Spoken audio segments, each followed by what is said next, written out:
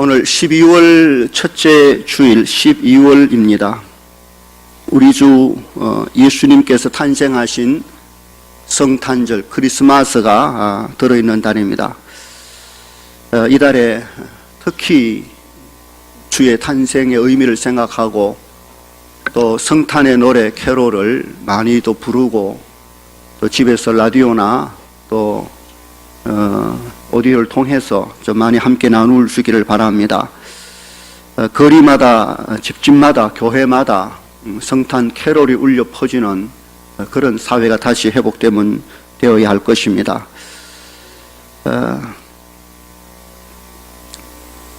몇 가지 좀 질문을 하면서 시작하겠습니다. 하나님의 아들 예수 그리스도께서 이 땅에 오신 이유가 뭡니까? 이 땅의 죄인들, 죄로 영적으로 죽은 자들을 구원하시기 위하여, 그래서 하나님의 자녀 삼기 위하여 그리스도께서 구원자로 오셨습니다. 그 다음, 그렇다면 예수님은 그 일을 얼마 동안 하셨습니까? 주님이 이 땅에 33년을 사셨지만 구원자 메시아로 사역은 3년 하셨습니다. 3년 동안 그 일을 하셨습니다. 그렇다면 예수님은 그 3년 동안 온 세상을 다니며 구원할 자를 다 구원하셨습니까? 아닙니다. 전혀 아닙니다. 온 세상은커녕 예수님은 이스라엘 땅, 유대 땅 밖으로 거의 나가보지도 않았습니다. 주로 갈릴리, 유대 중심으로 활동한 게 3년 답니다. 그러면 어떻게 온 세상 사람들을 주께서 그렇게 다 구원하실 수 있습니까? 주님은 3년 동안 이 땅에 계시면서 특별히 자신이 지셔야 할 십자가, 죄인들의 죄를 담당할 십자가의 길을 준비하는 일을 하셨습니다. 그 일이 아주 중요한 것이죠. 그리고 또 한 가지는 예수님께서 12 제자들을 불러 그들을 훈련시키고 가르친 것이죠.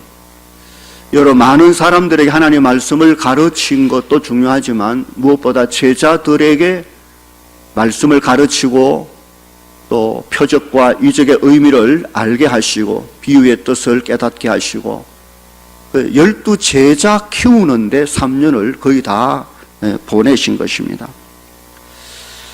나중에 주께서 죽으시고 부활하신 후 성령을 보내시고 그 성령을 제자들이 먼저 받습니다. 그리고 그들이 그리스도의 복음의 증인이 되지요. 그리고 그들이 온 세상 천하 온 곳에 나아가서 복음을 전하여 예수 그리스도의 몸된 교회를 세웁니다. 곧 이 땅에 하나님의 구원받은 백성 교회를 세우지요. 오늘날 온 세상에 퍼져 있는 하나님의 나라 교회 구원받은 백성은 바로 그렇게 해서 세워지고 지금도 세워지고 있는 것입니다. 그래서 예수님에게서 12 제자를 키우시는 일은 아주 너무나도 중요한 문제입니다. 오늘 본문은 예수님의 공생의 3년 기간 중에 한 2년 정도 지난 무렵, 한 3분의 2가 지나갈 그때 무렵 일입니다. 여기서부터 주님은 본격적으로 이제 십자가의 길을 나서고 계십니다. 그러면서 그의 12 제자들의 신앙 상태를 점검하고 훈련하는 일에 더욱 집중하고 계십니다. 오늘 본문 27절부터 보십시오. 예수와 제자들이 빌립보 가이사라 여러 마을로 나가실새 길에서 제자들에게 물어 이르시되 사람들이 나를 누구라고 하느냐라고 물으셨습니다. 지난 그 2년 동안 예수님은 많은 사람들 앞에서 또 여러 곳을 다니면서 복음, 하나님의 말씀을 가르치고 전파하고 일을 하셨습니다. 여러 가지 표적들을 많이 보여주셨습니다. 온갖 병자들을 고치고 귀신을 쫓아내고 파도를 잔잔케 하시고 오병이어의 표적, 그것도 뒤에 칠병이어의 표적까지 상상할 수 없는 표적을 드러내셨습니다. 이것을 본 수많은 사람들이 이 놀라운 일을 행하신 예수님에 대하여 어떻게 생각하실까? 생각하고 있을까? 그러자 예수님의 제자들이 이 질문을 받고는 주님에게 아주 열심히 그렇게 대답을 합니다. 해드립니다.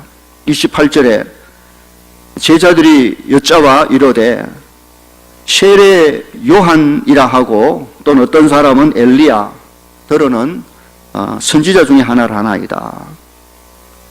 세례 요한 대단한 선구자입니다. 정말 불처럼 회개를 외쳤던 바로 예수가 그런 사람인 것 같다. 엘리야, 구약의 가장 탁월한 선지자, 죽음을 보지 아니하고 하늘로 올리웠던 바로 그와 같은 사람이라고 생각했습니다. 또 하나님이 보내준 선지자, 그 놀라운 선지자들 중에 하나, 주님, 그게요, 사상 사람들이 주님에 대하여 굉장하게 보고 있습니다. 엘리야 같다 하기도 하고요, 세례 요한 같다 하기도 하고, 예레미야 같다 하기도 하고요.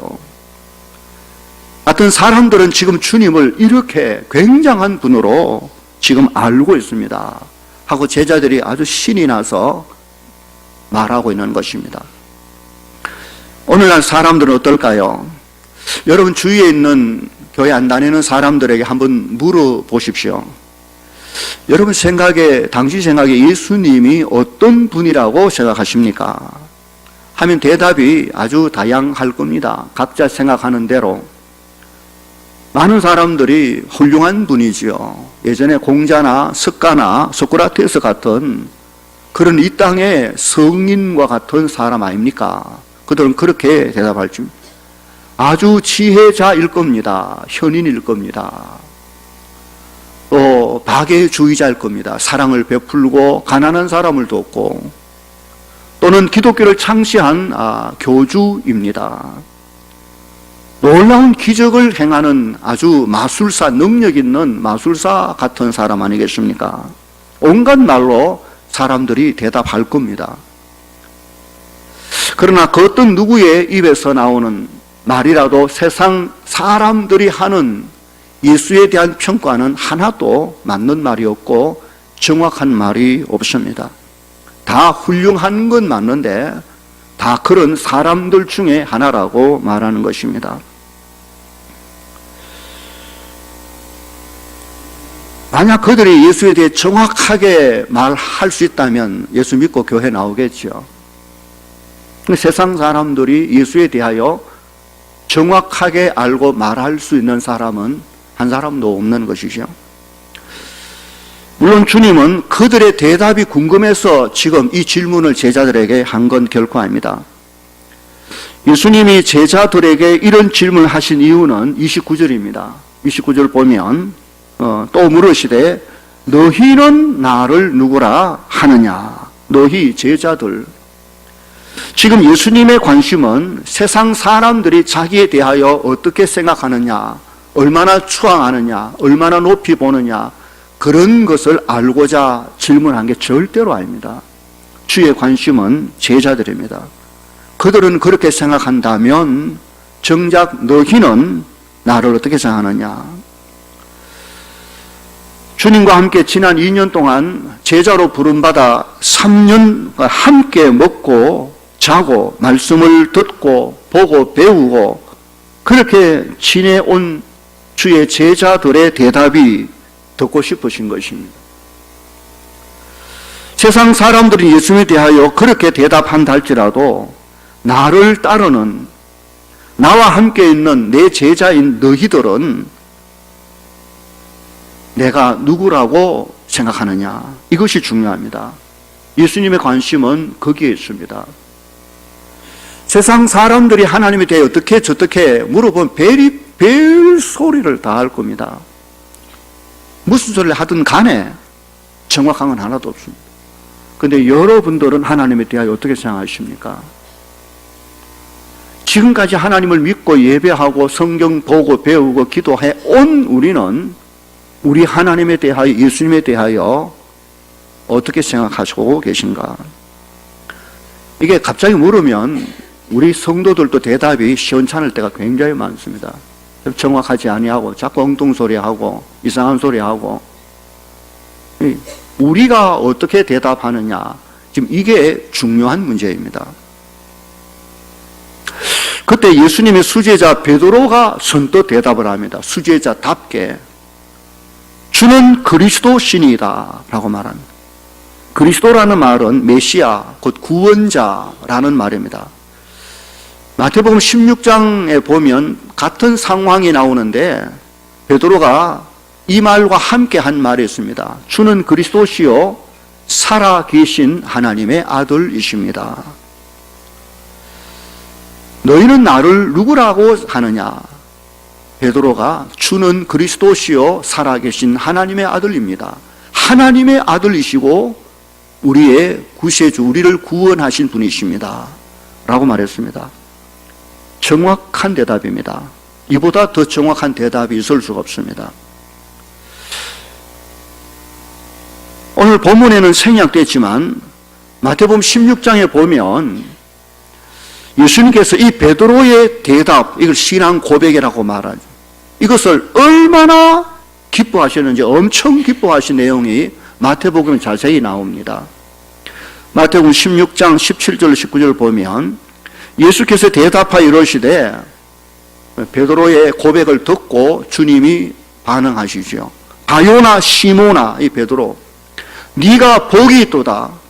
이를 네게 알게 하니는 혈육이 아니요 하늘에 계신 내 아버지시니라. 네가 똑똑해서 된 게 아니라 하나님께서 네게 알게 하셨구나. 네가 정말 복을 받은 자로다. 이 대답이 이렇게 중요한 이유, 주님이 너무 기뻐하시고 이렇게 칭찬하시고 이만큼 중요한 이유가 뭘까요? 첫째는 이 땅의 모든 죄인들이 다 이 고백을 믿음으로 할 때 구원을 받습니다.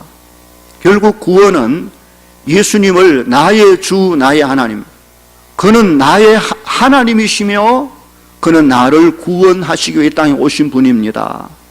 나의 주, 나의 하나님이라고 고백하는 사람이 구원을 받습니다. 정말 중요한 문제지요.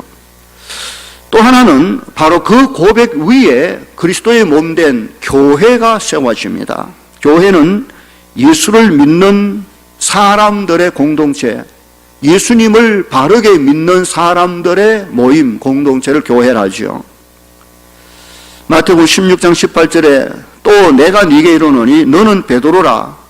내가 이 반석 위에, 이 반석이란 베드로가 했던 신앙 고백, 주는 그리스도시요 살아계신 하나님의 아들입니다 라고 한 이 반석, 신앙의 반석, 그 위에 내 교회를 세우리니 음부의 권세, 지옥 사탄의 권세가, 죽음의 권세가 이기지 못하리라. 내가 천국 열쇠를 네게 주리니 네가 땅에서 무엇이든지 매면 하늘에서도 매일 것이요 네가 땅에서 무엇이든지 풀면 하늘에서도 풀리리라. 천국 열쇠를 주겠다. 천국 열쇠란 교회가 가진 기도의 능력입니다. 교회가 가진 기도의 능력. 주님은 누구에게, 어떤 자에게 이런 열쇠를 주시겠다고 하셨습니까? 바로 이 고백, 이 신앙 고백을 믿음으로 한 사람들, 그 교회에 이 열쇠를 맡기겠다. 대단한 것입니다. 주는 그리스도시요 살아계신 하나님의 아들입니다. 이것이 그 누군가를 구원하고 이 고백 위에 교회가 서 있습니다. 다 함께 시작. 주는 그리스도시요 살아계신 하나님의 아들입니다.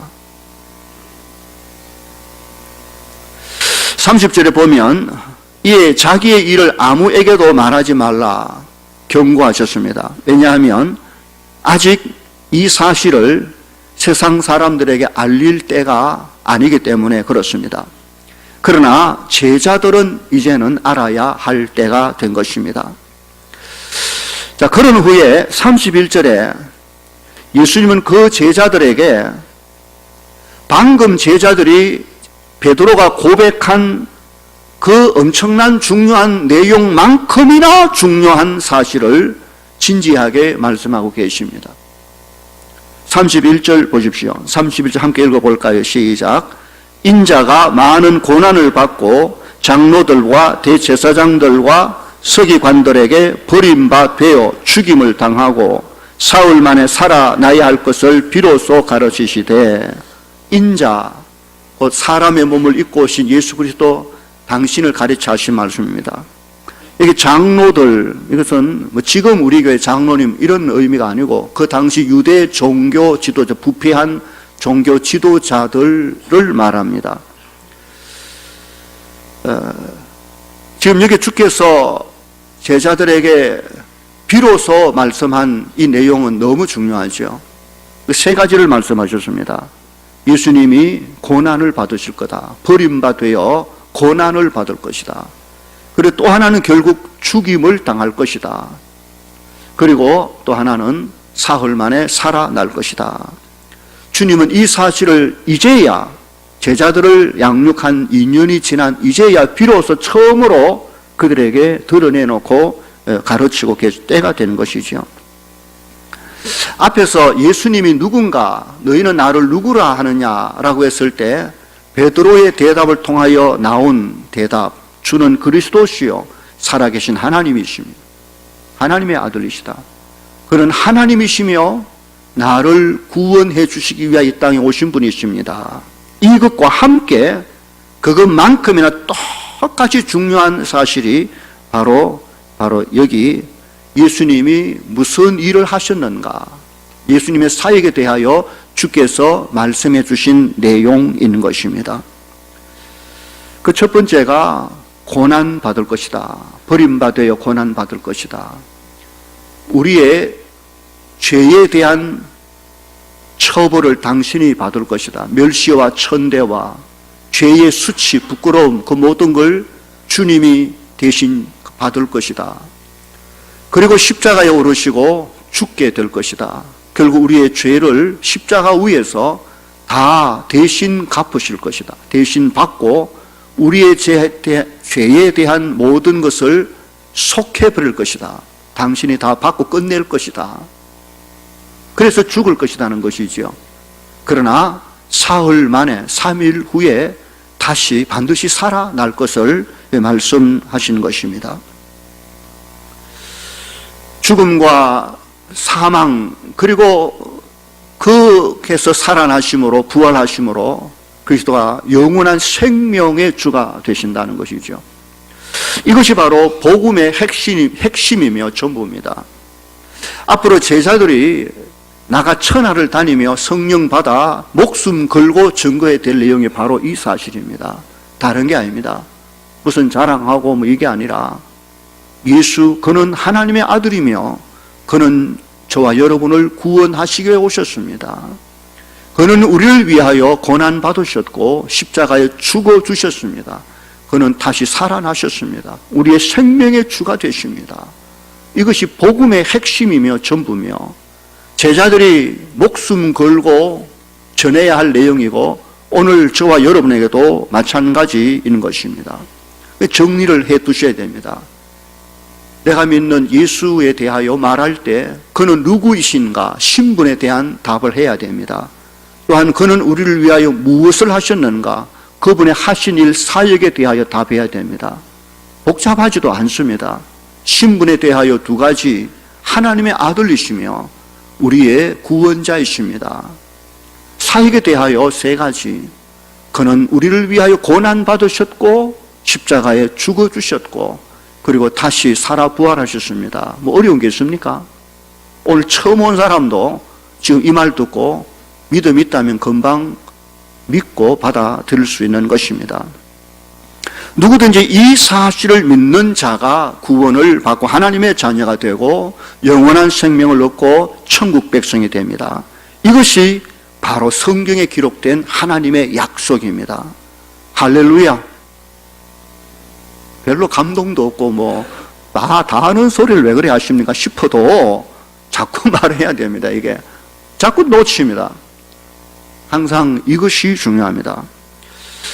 물론 이후에 성령께서 예수님이 부활 성천 이후에 성령을 보내시고 그리고 땅에 교회를 세우시고 우리와 함께 계시고 주의 일을 하게 하시다가 주께서 약속하신 대로 재림 다시 오셔서 우리를 영원히 하나님의 나라로 인도해 가실 그날을 기다리며 우리가 살고 있지 않습니까?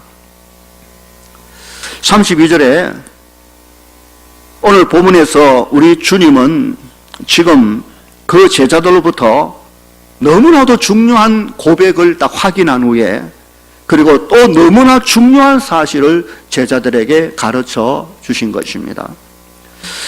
32절 주님은 이 사실을 제자들 앞에 이제는 드러내놓고 말씀하실 때가 됐다. 2년 만에 이제 1년 남짓 두고 주께서 이제야 비로소 말씀하셨습니다. 이제는 제자들이 그 예수님이 세상에 오신 목적이 무엇인지를 분명히 알 때가 됐기 때문에 그런 것입니다.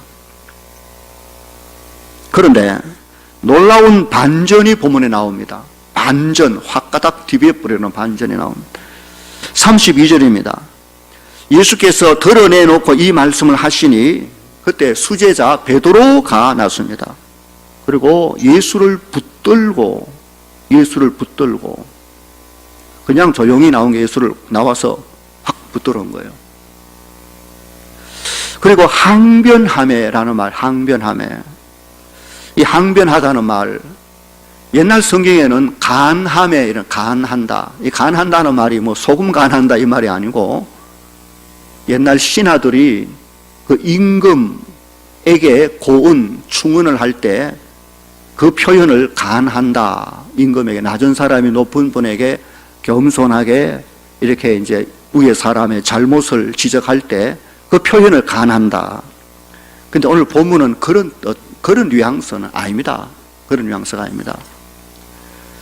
이게 이 항변한다. 앞에 붙들고 항변한다. 이 항변한다는 말이 이 단어가 33절에 보면 예수님께서 돌이키사 제자들을 보시며 베드로를 꾸짖어 이르시되 예수님이 제자들을 향하여 꾸짖어 베드로를 꾸짖어 이르시되 꾸짖다는 말, 이 말과 똑같은 말입니다. 같은 단어입니다. 아주 강하게 꾸짖어. 헬라어는 에피티만인데 그 원형은 에피티마오. 그 뜻은 꾸짖다, 책망하다, 경책하다.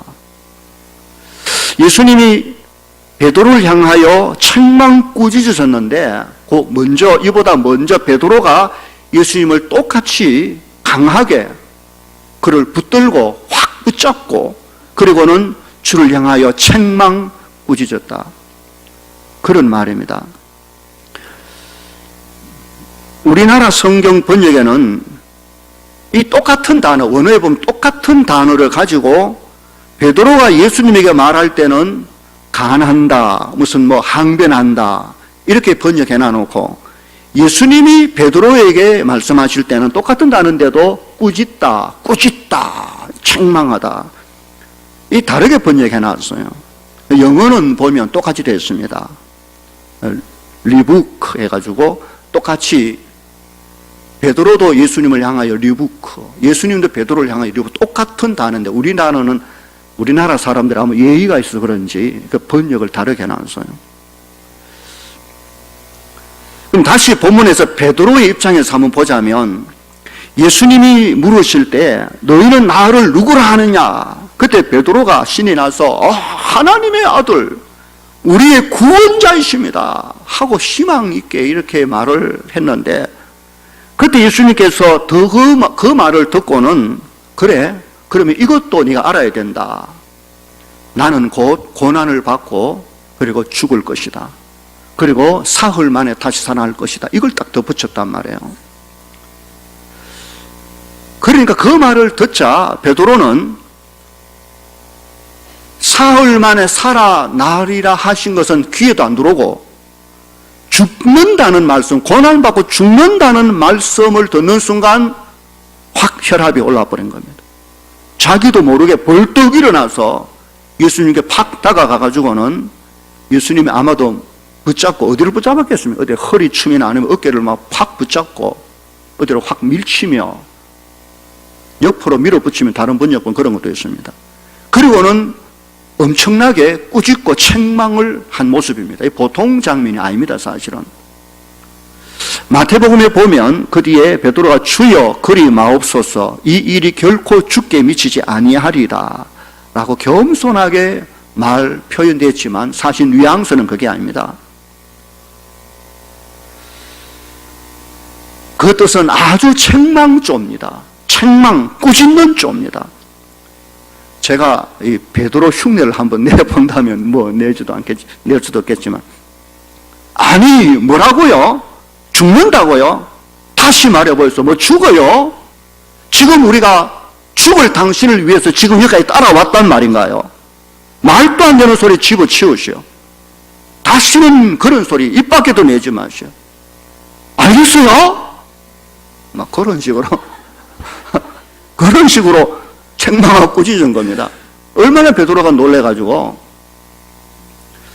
베드로의 이 한성질하는 모습을 그대로 드러내죠. 그 다혈질적인 베드로의 그 상기된 환한 얼굴을 한번 생각해 보십시오. 충분히 그러고도 남을 사람입니다. 이만큼 이 상황이 보통 상황이 아닌 것입니다. 예수님의 구속 사역을 정면으로 베드로가 막아서 버린 겁니다.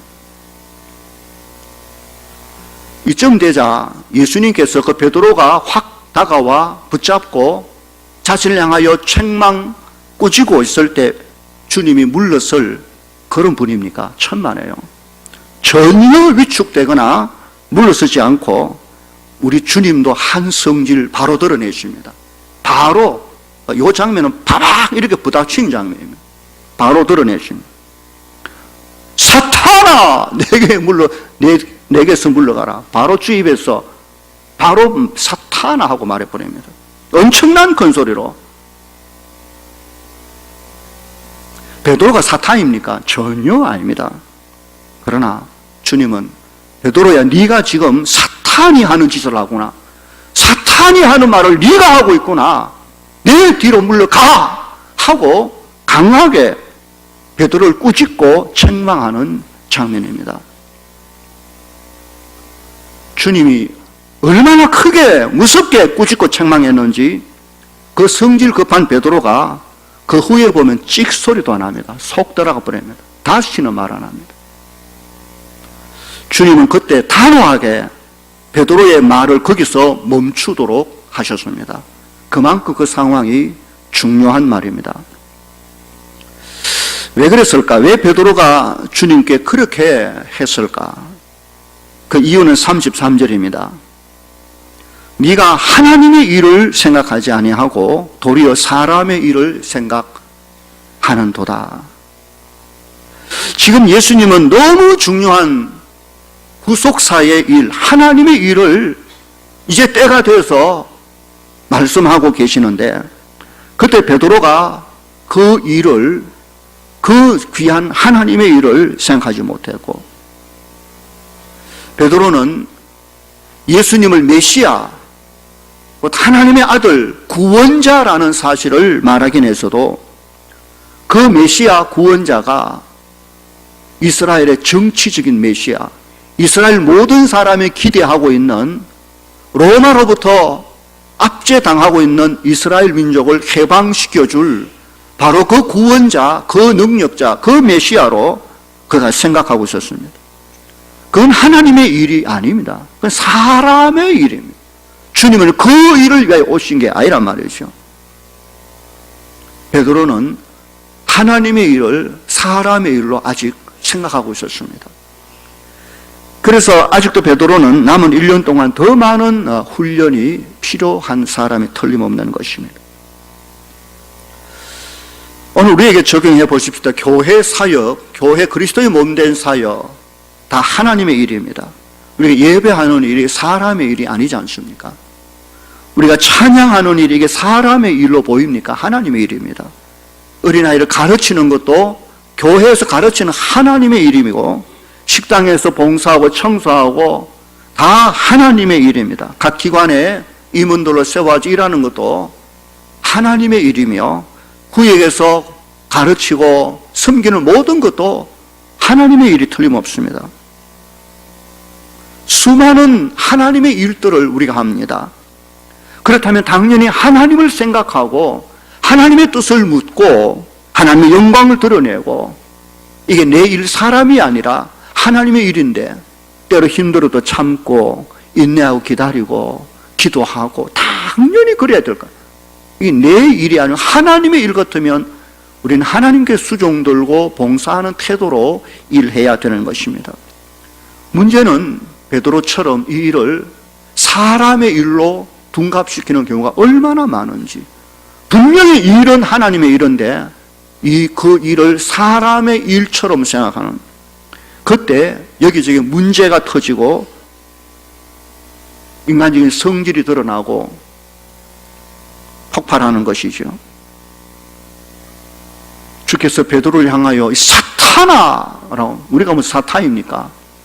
그러나 하나님의 일을 사람의 일처럼 생각하고 일하면 그는 마치 사탄이 하는 짓을 할 때가 많습니다. 교회 안에 문제가 생길 때 진짜 어떤 경우는 저분이 사탄이 절대로 아니라는 제가 압니다. 왜 사탄이면 예수 믿고 우리 한 가족인데, 같이 형님이고 예수 믿고 사랑하고 가족, 그런데도 불구하고 바로 그 사람이 사탄 짓을 할 때가 많습니다. 마귀가 아닌데도 마귀 짓을 합니다. 교회를 해롭게 하고 아프게 하고, 자기는 그럴 뜻이 아닌데도 불구하고 자기도 모르게 자기 입에서, 자기 삶 속에서, 사역 속에서 사탄이 좋아하는 일을 할 때가 많습니다. 하나님의 일과 사람의 일을 구분 못하면 큰일 나는 것이죠. 어쩌면 예수 믿는 우리 모두에 있어 삶은 다 하나님의 일입니다. 우리가 이 땅에 숨 쉬고 살아가는, 먹고 입고 자고 모든 것이 하나님의 일, 하나님과 관계된 하나님의 영광을 위하여 구원받았고 그를 위해 살아간다면 우리가 숨 쉬는 것도 다 하나님의 일이죠. 하나님의 일 아닌 게 어디 있습니까? 우리에게 있어서. 그렇다면 하나님을 생각하고 하나님의 뜻을 구하며 주의 방법을 찾아 겸손하게 기도하고 해야 됩니다. 이것을 하나님의 일을 사람의 일로 생각하면 사람의 방법, 세상의 방법이 다 동원됩니다. 바로 그것이 사탄 짓을 하는 것입니다. 정말 조심하고 또 조심해야 될 부분입니다. 하나님의 일 하는 사람이 우리들입니다.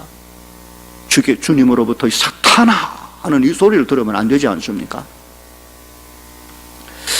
저는 오늘 여기까지 설교하려고 합니다. 왜냐하면 뒤에까지 다 하려고 준비해서 하려고 하다가 뒤 내용도 너무 중요한데 그거 다 설명하려면 상당히 길어질 것 같아서 여기까지 끊으려고 합니다.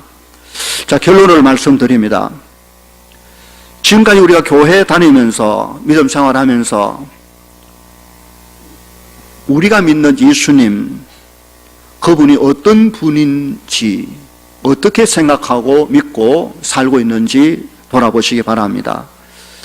다 알고 있는 예수님이라고 생각하지만 다시 한번 정말 나는 그렇게 믿고 붙들고 있는지, 행여나 내 마음속에도 세상 사람들이 말하는 것처럼 생각하는 것처럼 예수님에 대하여 무슨 위대한 성인이니 뭐 이렇게 말하려고 하는지, 아니면 혹 예수님은, 하나님은 내가 열심히 기도하면 내 소원을 들어주는 무슨 자동 응답기처럼 혹 생각하고 있지 않는지, 나는 예수님을 바로 알고 바로 믿고 있는지, 그가 정말 하나님의 아들, 그리고 나를 구원해 주신 분, 그분이 나를 위해 십자가에 고난받으시고 죽어주신 사실, 그리고 죽음에 다시 살아 생명의 주가 되어 내게 영원한 생명을 주신 나의 주, 나의 하나님,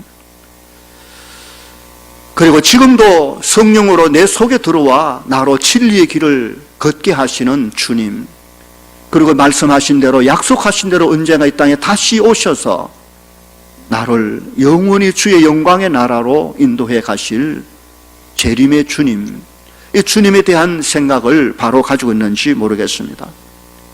행여 1년, 2년, 10년 오래 믿다 보니 신앙생활이 너무 익숙해져 가지고 하나님의 일과 사람의 일이 구분 안 돼서 하나님의 일을 사람의 일로 생각하고 하다가 때로 고난 또 힘들게 하는 경우는 없었는지 살펴보아야 됩니다. 우리 모두의 삶이 다 하나님의 일입니다. 밥을 먹는 것도 하나님의 일이고 숨을 쉬는 것도 하나님의 일이고 다 하나님의 일입니다. 죄를 짓는 것은 하나님의 일이 아닙니다. 하나님 말씀을 붙들고 항상 주님의 칭찬을 기대하며 그의 능력을 받아 이 한 또 겨울, 우리나라 겨울이 또 얼마나 깁니까? 믿음으로 단단히 무장하고 더 승리, 영광 가운데 하나님의 이름을 선포하며 살아가는 복된 우리 모든 성도들 다 될 수 있기를 주의 이름으로 간절히 축원합니다. 기도하십시다. 이 시간 말씀을 붙들고 우리 함께 한번 기도하십시다. 정말 너는 나를 누구라 하느냐? 세상은 하나님에 대하여 예수님에 대하여 온갖 소리 다 할지라도 중요한 건 저와 여러분이 하나님에 대하여 예수님에 대하여 성령님에 대하여 어떻게 말하느냐가 중요합니다. 올바른 신앙의 고백, 우리 주님이 어떤 분 나를 위하여 무엇을 하셨다는 이 중대한 사실을 바로 알고 믿고 고백하고 붙들고 따라갈 수 있기를 바랍니다. 다음 주일에 제자의 삶이 무언가를 가르치는데 그래야 진정한 하나님의 자녀 제자의 길을 걷게 될 것입니다. 시간 이 말씀 붙들고 우리 통성으로 한 1분 정도 소리내서 결단하는 기도가 있기를 바랍니다. 함께 기도합시다. 거룩하신 아버지 은혜 감사합니다. 성령님 도우소서. 이곳 우리 가운데 임하시고 말씀하여 주옵소서. 하나님이여, 너희는 나를 누구라 하느냐?